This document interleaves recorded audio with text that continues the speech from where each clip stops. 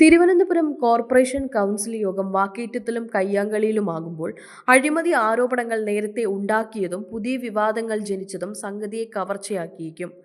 ഭരണപക്ഷത്തിനെതിരെ BJP. കൗൺസിലർമാർ ശക്തമായ അഴിമതി ആരോപണങ്ങളാണ് ഉന്നയിച്ചത്.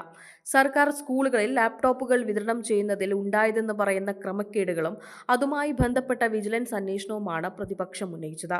പുന്നേക്കാമുകൾ വാർഡിലെ ഹരിതകർമ്മ സേനാംഗങ്ങളുടെ അക്കൗണ്ടിലേക്ക് 3 ലക്ഷം രൂപയുടെ ദുരൂഹ ഇടപാടുണ്ടായെന്നും ഇത് ഗോപ്യമായി ഒതുക്കാൻ വാർഡ് കൗൺസിലർ പി.വി. മഞ്ജു ശ്രമിച്ചെന്നുമാണ് ആരോപണം.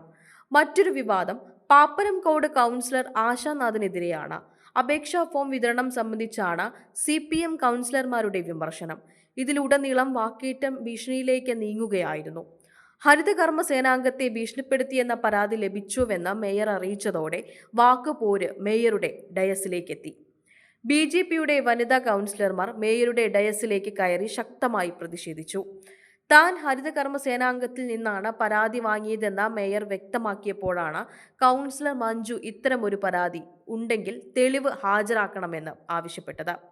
ഇതോടെ തർക്കം കൂടുതൽ ഗുരുതരമായി.